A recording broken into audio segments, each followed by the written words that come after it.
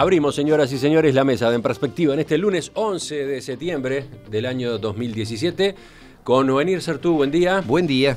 Fernando Escriña, ¿cómo te va? Buen día, ¿cómo están todos? Gonzalo Baroni. Buenos días a todos. Y Gabriel Muy buenos Mazarovich. días. Muy buenos días. Difícil que la conversación con ustedes abarque algún otro tema. Vamos de cabeza a lo principal de las últimas horas. Raúl Sendic comunicó el sábado su renuncia indeclinable al cargo de vicepresidente de la República. Lo hizo hablando ante el plenario nacional del Frente Amplio y también ante el presidente Tabaré Vázquez, según él mismo informó en Twitter cuando salía de La Huella de Sereñi, el local donde tenía lugar la sesión del plenario. A pesar de que había anunciado que iría al plenario a demostrar su inocencia, luego de que el Tribunal de Conducta Política concluyera que había tenido un proceder inaceptable en la utilización de los dineros públicos con las tarjetas corporativas de ANCAP mientras ocupó cargos en esa institución, Sendic optó por acortar el camino y se pronunció antes de que el plenario adoptara una resolución. Vengo aquí a renunciar a la vicepresidencia de la República y lo vengo a hacer aquí en este organismo. Lo vengo a hacer aquí y no se lo mando a decir por la prensa, como me lo han mandado a decir muchos compañeros, queridos compañeros, apreciadísimos compañeros. No les mandé el mensaje por la prensa. Los integrantes del plenario iban decididos a votar una sanción a Sendic, que incluía, entre otros puntos, el cese en el cargo de presidente de la Agrupación Nacional de Gobierno de Frente Amplio por este periodo y la inhabilitación como candidato común del Frente Amplio tanto para las elecciones nacionales de 2019 como para las departamentales de 2020. Bueno, brevemente, a ver, una intervención de cada uno a propósito de esto, lo que terminó ocurriendo el sábado. Gabriel. Lo del sábado, no Sí, para adelante. Ahí está. Empecemos con el sábado. Empecemos por el sábado. Bueno, primero creo que sin duda, yo he escuchado muchas cosas, ahora hay una hiperinflación de opiniones y de todo tipo y color. Yo no creo que sea la crisis más grave que ha tenido que enfrentar el Frente Amplio. He descrito varias más. Sin duda es la crisis política más grave de que está en el gobierno. No tengo la más mínima duda de eso. Eso es así y por lo tanto estaba planteada esa situación y no otra dentro del Frente Amplio. Creo que dentro de esa situación la salida que se... A ver, no había manera de que el Frente Amplio no saliera golpeado y no había manera de que no hubiera un costo político por esta situación. Eso era imposible de que ocurriera por factores externos y por factores internos. No es que todo fue externo, ¿no? De Sendic y del resto. Y creo que finalmente, luego de un trabajo tremendo, se había construido una salida política que, entre otras cosas, necesitaba las mayorías que se aprobaran para que fuera dentro de la institucionalidad del FA. Y yo creo que dentro de la situación muy difícil que hubo, fue la mejor salida que se podía construir en el plenario del Frente Amplio. Creo que eso deja abierta la posibilidad que el Frente Amplio reconstruya políticamente y obviamente sale golpeado, como ya estaba golpeado, cualquiera fuera la resolución. Ahora, termino con esto. El peor golpe que hubiera recibido el Frente Amplio es que no hubiera habido ninguna resolución y que no hubiera habido plenario. Y dejarla, que era un riesgo, ¿no? Porque eso hasta la semana pasada no estaba garantizado. Sí. Ahora, el viernes, el borrador de resolución que se había alcanzado en las negociaciones entre sectores y representantes de las bases, de algún modo aseguraba ya los 4/5. Eso decía Javier Mirando cuando se lo preguntaba hace un rato. ¿Tú tenés la misma sensación? Sí, al viernes de noche sí, se aseguraban los 4/5, pero hasta el viernes de noche hubo un trabajo brutal, mientras algunos se dedicaban a convocar marchas y a repartir GIF por las redes como si así se pueda construir política. Porque en política vos tenés que construir las salidas, dialogando y construirlas. Y hubo un trabajo muy serio hacia eso.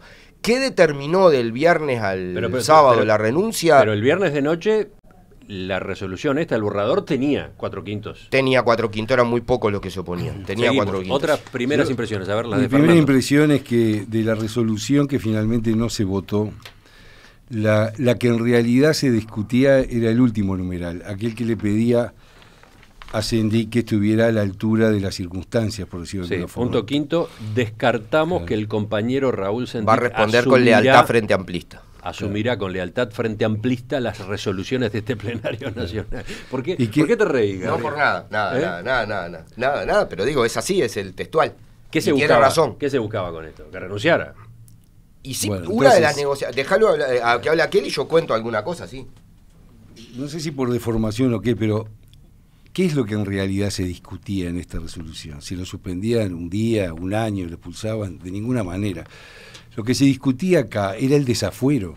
¿Qué pasaba? Porque ¿qué hubiera sucedido? Ahora ya esa es una hipótesis.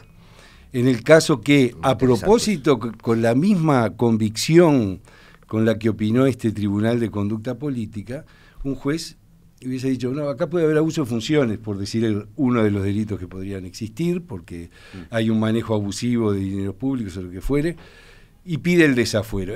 Lo que se discutía en realidad era eso.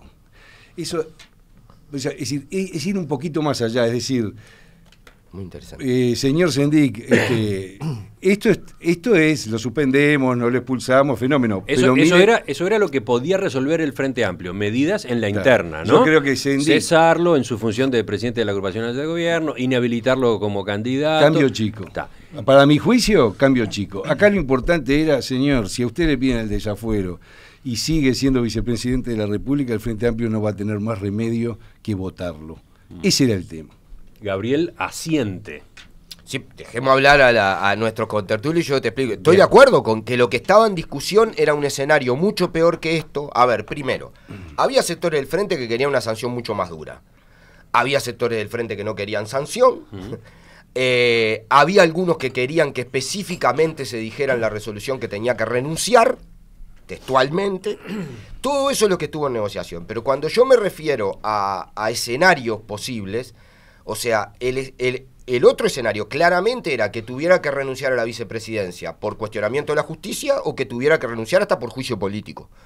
Entonces yo lo que digo es que el escenario político en el medio, vuelvo a decir, no estoy ocultando ni la gravedad ni el golpe político que esto significa. Lo que digo es que en ese escenario creo que fue la mejor solución posible que pudo encontrar el FA. Sí. Bueno, seguimos. A ver, otra impresión rápida, la de Buenir. Sí, yo creo que acá hay que hablar en condicional todo porque la renuncia formal, hasta donde yo sé, cuando yo vi no había sido presentada todavía. Se supone que, según se dijo, en el día de hoy la presentaría y sería tratada entre mañana y pasado. Es un trámite en el Parlamento, no tiene nada que ver con el plenario del Frente Amplio. No, exacto. Ni con la presidencia de la República. La afirmación de vengo a renunciar aquí ante este organismo es un despropósito, es decir, está ante un órgano partidario que no puede aceptarle ninguna renuncia a la vicepresidencia de la República. Digo, a veces se confunden las cosas, los planos políticos con los constitucionales. Y dentro del plenario mismo, apenas habló Sendik, hubo mucha confusión. Es que ¿qué había querido porque decir? Además dijo dos cosas distintas. Que estaba poniendo la renuncia a consideración. Dijo del que plenario. venía a renunciar, lo cual no era posible. Después dijo que venía a poner el cargo a disposición del plenario, lo cual era otra cosa, pero tenía más sentido políticamente. Al final después se decantó en que en realidad lo que venía a hacer era anunciar que iba a presentar la renuncia. Sí, el tema se aclaró con el tuit que él mismo difundió un rato después diciendo que había presentado pero también mal aclara porque no había presentado nada. Esa es la realidad. Es decir, lo que había hecho era comunicarle al presidente en fin, o uno de los dos le comunicó al otro que la renuncia era procedente, y punto, ¿no? Pero más allá de eso, me parece que no es menor definir las cosas porque como es una realidad en que la opinión de Sendik ha cambiado tanto de un momento a otro, es decir, hasta el día anterior decía que no iba a renunciar y después fue y anunció eso. No, ahí tenemos todo un tema que es... Yo digo que hay que verificar que los pasos formales se cumplan, ¿no? ¿Cómo ha declarado Sendik durante los últimos meses en cada momento que salió públicamente, ¿no? Es impresionante la capacidad para cometer errores en esa materia, la pérdida de credibilidad. Tanto es así que en su alocución esta del sábado en el plenario, él dice, vengo aquí a renunciar y agrega de verdad. Agrega, escuchen con cuidado eso, agrega un de verdad, como que tenía que agregar eso, ¿no? Un reconocimiento a la falta de credibilidad. Bueno, yo lo que ganar inconsciente. Habla en condicional, entonces, y partiendo de la premisa de que se vaya a efectivizar la renuncia como fue anunciado, yo creo que quienes sea que tomaron esa decisión, o sea, o que aconsejaron o definieron esa postura, hicieron lo mejor que podían hacer. desde el punto de vista institucional. Es decir, lo partidario es otra cosa, después es digno de análisis aparte, pero desde el punto de vista institucional, la renuncia de Sendik clarifica muchísimo el panorama, porque a veces se confunden las crisis políticas con las institucionales. Es decir, acá habría habido una crisis institucional si Sendik, en la situación actual, sin apoyo de nadie, ¿no?, persistía en seguir en el cargo. Eso era una crisis institucional. Al renunciar, ese aspecto queda resuelto, se sabe quién va a sustituirlo, y no hay ningún problema. Se transforma en un problema exclusivamente político. Gonzalo, tu primera impresión también. Mi primera impresión, algo de lo que decía Gabriel. Decía, bueno, había sectores que querían una sanción muy dura, había sectores que querían una sanción intermedia, que era la que estaba en ese borrador, y había sectores que no querían sanción. En definitiva ganaron esos, porque no hay ninguna sanción por parte del Frente Amplio con su integrante de partido, porque es lo único que puede juzgar. Lo único que puede juzgar el Frente Amplio es a un integrante de un partido político que ocupa un cargo público, no directamente al vicepresidente de la República, porque eso es lo que iba a hacer el plenario. Iba a decir, bueno, el compañero Raúl Sendik actuó de tal manera, entonces lo sacamos de la agrupación nacional, lo suspendemos de presentarse. Entonces me parece que, primero que nada, terminaron ganando los que no querían ninguna sanción, porque él se adelantó, el señor vicepresidente se adelantó, y el partido político, la fuerza política Frente Amplio no lo pudo sancionar, o por lo menos no quiso, porque lo podría haber sancionado igual. Y lo segundo, que también de esta impresión, y exclusivamente con lo institucional del Frente Amplio, prohibirle hoy en día a Raúl Sendik que no sea candidato ni a las nacionales ni a las departamentales, como ponía un compañero de militancia, Ricaña, en el Twitter, es como que me convoquen a mí mañana de 9 para ir a Rusia. O sea, tengo menos posibilidades de ir. No hay chance. O sea, capaz puede llegar, pero de rebote en algún lugar, pero a un cargo electivo, ¿quién en su sano juicio puede pensar que puede realmente competir? Tú estás comentando una de las sanciones que se había acordado. Y que no se votó, aclarando que no se votó. Entonces, bueno, eso en cuanto de que termina ganando los sectores que más defendieron a Sendik, que no querían una renuncia. Y después, lo que a mí me asustó es que si habrá sido tan elíptico en su discurso, aparte de esos errores que, bueno, no había escuchado el de verdad, pero esos errores que tuvo que aclararlo en Twitter. La gente en el plenario, hablé con algunos amigos que estaban ahí sentados, no quedó claro que él venía a renunciar, que él iba a presentar esa renuncia y ponía su cargo a disposición. Entonces tuvo que aclararlo en tuit. Es más, en la prensa algunos lo manejaban, no, a través del tuit nos enteramos de esto, no por el discurso en el Frente Amplio. Entonces, eso también es grave porque él no está convencido de lo que está haciendo. Sí, Gabriel, volvemos contigo. A ver, es muy difícil decir que triunfaron los que no querían sanción, que no querían que renunciara a la vicepresidencia, cuando lo que ocurrió es que renunció a la vicepresidencia, ¿no?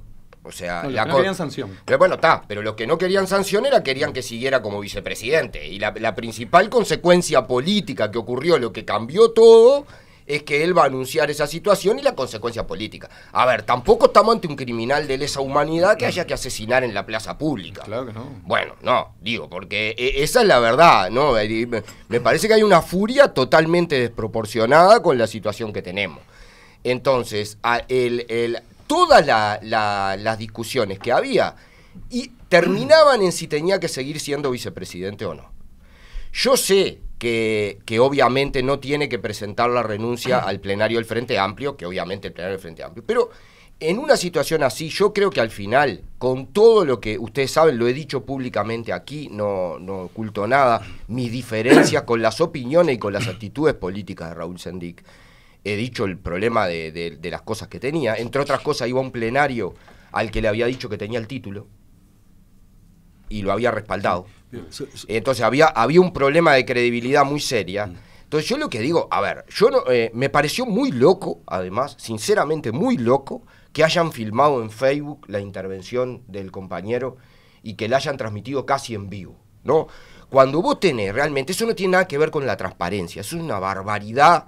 Cuando vos tenés discusiones y tenés que preservar a una persona, porque está bien, a ver. Era una sesión a puertas cerradas, y sin embargo, al poco rato estaba circulando ya un video que hayan transmitido en Facebook. No estoy acusando ni a los medios que lo reprodujeron, estoy hablando de los que integran la dirección máxima política de una fuerza política. Que si vos no preservás... ¿Cuántos estaban grabando con teléfonos celulares? Yo qué sé, pero parece que era una locura, porque he visto de varios ángulos. No, a Dios gracias no. Pero digo, No que muy Dios de no las redes, existe. Gabriel. Pero no, y de las redes menos, de esa inmundicia menos. Pero lo que digo, claro, lo que Gabriel digo lo es habría otra mandado cosa. por WhatsApp. No, lo que Gabriel yo te lo digo, mandó. lo Te que lo yo manda digo por es una WhatsApp. cosa. Yo voy a quebrar una lanza por Raúl en esta situación. Cuando una persona, más allá de los errores que cometió, y muchos, de la falta de credibilidad que tiene, y mucha, va a decir lo que iba a decir, en las condiciones anímicas que lo iba a decir, no había que protegerlo un poco, hay que pedirle la máxima claridad cuando habla en la... El tipo dice, vengo a poner mi cargo. ¿Qué precisaban que les aclararan? ¿Qué querían que dijera? Y además me agarro una cimitarra y me hago un harakiri. ¿Pero qué pasa? A mí me interesa subrayar esto. Acá se ha dicho, y se ha dicho con razón, los errores de Sendik, las contradicciones de Sendik, las idas y venidas de Sendik. Pero yo pregunto, si uno analiza ahora con perspectiva cada uno de esos errores, todos y cada uno de ellos fueron o respaldados o avalados u orientados por el Frente Amplio, por el plenario, por las principales figuras políticas. Entonces, ahora es muy difícil analizar todavía, porque las cosas están en caliente, pero miremos para atrás, ¿qué actitud tuvo Mujica, por ejemplo? Cuando, en fin, aparecieron las tarjetas corporativas, dijo, bueno, le compré un traje de baño a una delegación, no es para tanto. Dijo, en el plenario del 9 no va a pasar nada. El presidente de la República diciendo, no, acá hay un bullying terrible. La senadora Lucía Topolanqui, que había visto el título, caramba, este hombre que se ve que no estaba muy bien asesorado, lo fueron empujando hacia el precipicio. Entonces el Frente Amplio es, a mi juicio, el gran responsable de toda esta situación. Y no es cuestión ahora de decir, bueno, ahora le votamos como logramos, porque cuando esto se discuta dentro de mucho tiempo, no van a faltar los que digan, no, pero lo hicimos renunciar, no, acá lo hicieron mantenerse en todo este papelón que se produce desde que el título era falso, y que él al principio reconoció que era falso, pero después le dijeron, no, deja, que decimos que lo vimos, no pasa nada. Y esto tiene mucho que ver con la política de Mujica, con el no viven a la gilada, con el no se anabo, con el como te digo una cosa, te digo la otra, esto de aquellos vientos, estas tempestades. Bueno, no, es difícil dar el discurso. Yo voté muchísimos años al Frente Amplio y a veces lo iba al polo y me rechinan ciertas cosas.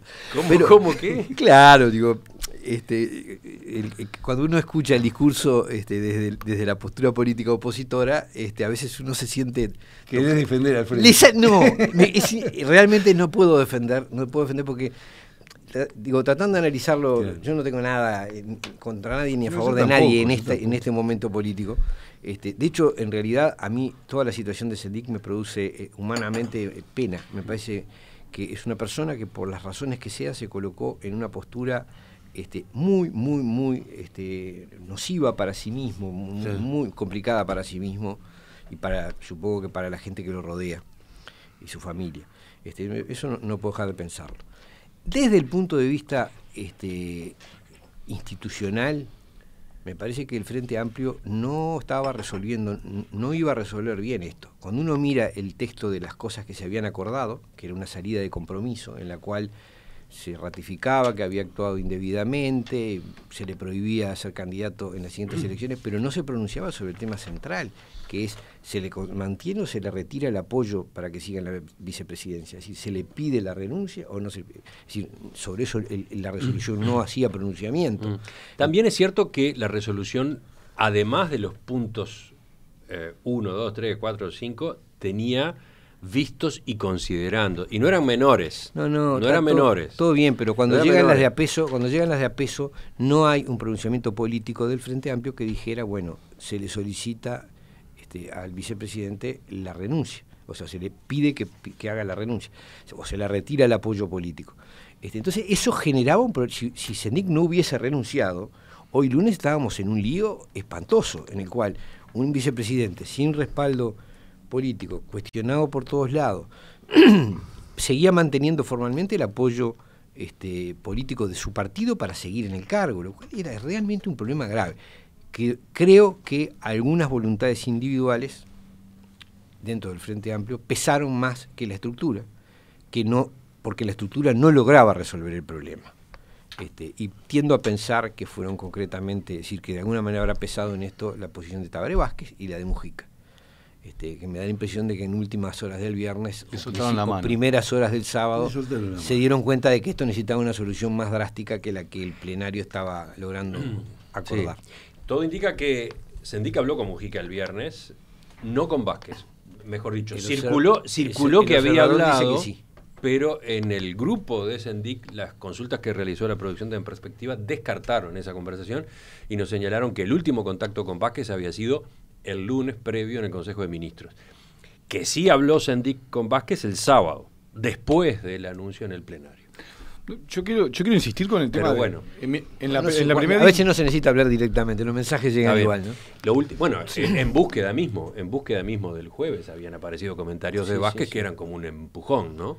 Sí. Cerramos contigo este primer capítulo, Gonzalo. Bien, yo en la primera intervención hablaba del tema de que no había sido tan claro y que terminó publicando por Twitter, y que además esto era exclusivamente algo dentro del Frente Amplio, que claramente, como muy bien dice Gabriel, va a tener un impacto porque hoy supuestamente presentará la renuncia formal, bueno, un montón de cosas.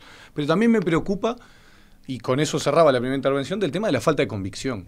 Porque el vicepresidente lo hace con una total falta de convicción. Yo creo que esa llamada, esa conversación que tuvo con Mujica lo termina convenciendo de que algo tenía que hacer, que le soltó la mano, que iba a terminar escrachado con algún problema. Pero él, incluso en su discurso y los discursos que hacen sus compañeros de bancada, los otros diputados y senadores de la 711, que empiezan a atacar a otros compañeros. Atacan al presidente, el que acaba de estar acá, el presidente del Frente Amplio, Miranda, lo atacan por cómo actuó. Atacan al Tribunal de Conducta Política, lo atacan duramente. O sea, atacan a la estructura, a la institución política Frente Amplio, que en teoría lo fue aguantando o por lo menos lo estaba juzgando de una manera exclusivamente política. Y después, que esto me parece que es casi de Ripley o para colgar, y ahora vamos a estudiar seriamente los proyectos que vengan desde el Ejecutivo. ¿Y hasta ahora qué estuvieron haciendo? Que venían los proyectos y era tapa cerrada y dale. Entonces, pero esas amenazas, lo que habla es de la falta de convicción de ese grupo político, la 711, con respecto a cómo procedió el Frente Amplio, y que ellos, si hubiera sido realmente por ellos, seguían donde estaban. Entonces, hay una preocupación ahí. Y la fundamentación, esa es la fundamentación de la renuncia de Sendik. La fundamentación no es me equivoqué, cometí errores, manejé mal la tarjeta corporativa. La fundamentación es todo lo que hubo de manejos, desde lealtades, de maniobras en el Frente Amplio. Esa es la fundamentación. La crítica es al Frente Amplio, no la autocrítica de me equivoqué y además esto, no. Es el Frente. Gabriel, ¿qué ibas a decir? No, yo quiero introducir, sé que es un tema de debate, yo creo que esta es la mejor salida que se logró y creo al revés que lo que dicen los compañeros, no creo, me consta. Que el convencimiento a Raúl Sendik no vino ni de Mujica ni de Tabaré Vázquez. Vino de un proceso muy paciente de discusión con los compañeros de la 711, no tirándole piedra por la prensa, ni tirándole mensajes por búsqueda, que por suerte a nosotros no nos saca y cree que vamos a imponer dictaduras en Uruguay, nos ponen en el editorial, por suerte estamos muy lejos de búsqueda, de trabajar y de convencer, porque no podía seguir tirando piedra en una cosa que estaba cerrada. Y a mí me causa hasta risa los que hablaban de la defensa de la institucionalidad del Frente Amplio, porque la institucionalidad del Frente Amplio es toda, y vos de toda, no es solo el Tribunal de Conducta Política y el presidente, es el plenario, son los comités de base, son las coordinadoras, que sistemáticamente denostan y atacan como si no sirvieran para nada, y como si hubiera que tener genios que resuelven todo por arriba, y no hubieran discutido nada. Acá hubo un proceso muy esforzado de construcción política. Salió mejor, salió peor, pero eso fue lo que pasó. Sí, yo creo que cuando el Partido Comunista se llama silencio al final, echó la suerte de todo. ¿Cómo? Claro, ¿Cuándo se llama silencio? Y para mí, el secretario general del Partido Comunista, que tuvo una actitud de defensa, llegó a un punto en el que no lo dijo así, pero todos interpretamos, hasta aquí llegó mi amor.